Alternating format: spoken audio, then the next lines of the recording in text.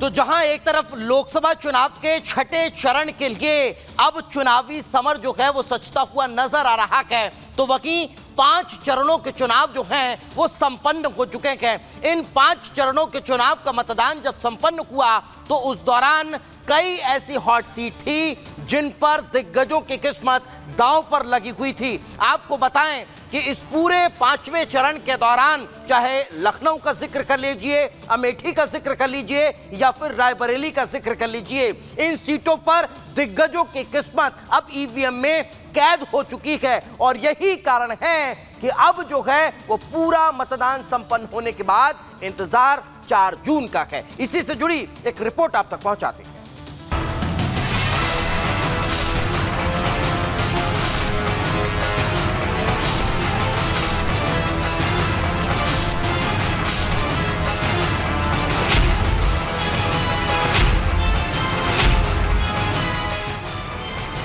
24 के महासंग्राम में जारी गहमागहमी के बीच 5वें चरण के लिए वोट डाले गए।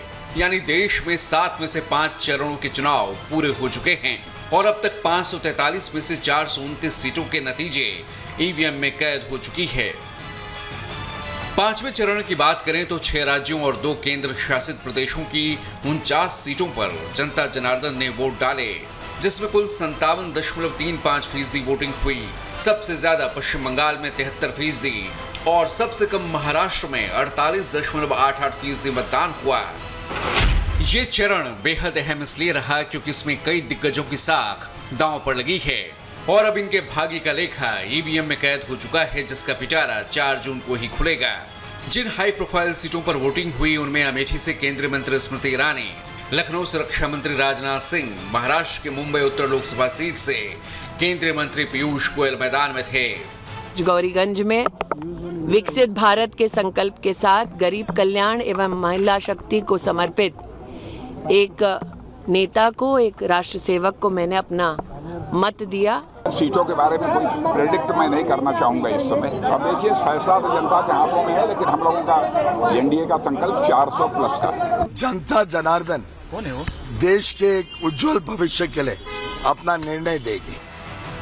एक तरफ मोदी कैबिनेट के कई मंत्री मैदान में थे तो वहीं रायबरेली का गढ़ बचाने के लिए राहुल गांधी खुद मैदान में उतरे थे।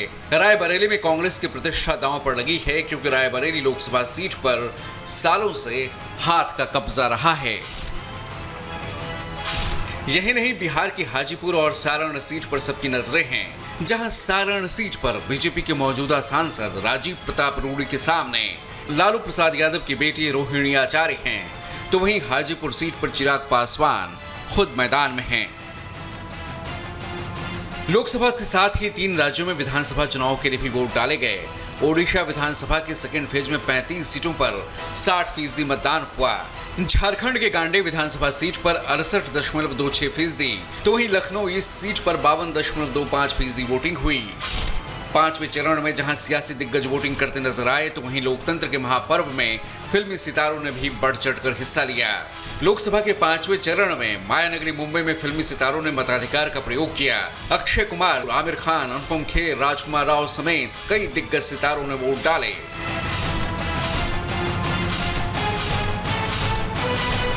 पांचवें चरण में वैसे तो देश भर में शांतिपूर्ण तरीके से वोटिंग हुई, लेकिन हर बार की तरह पश्चिम बंगाल और ओडिशा में इस बार भी चुनाव के दौरान झड़प देखने को मिली। हुगली में मतदान के दौरान बीजेपी, टीएमसी और कांग्रेस के समर्थक आपस में भिड़ गए। सियासी संघर्ष के बीच आखिरकार वोटिंग संपन्न हुई। प्रत्याशियों की किस्मत ईवीएम में कैद हो चुकी है और अब तैयारी है अगले चरण की, जो 25 मई को है। अब 2 चरणों में 114 सीटों पर मतदान बाकी है। Bureau report, Republic Bharat.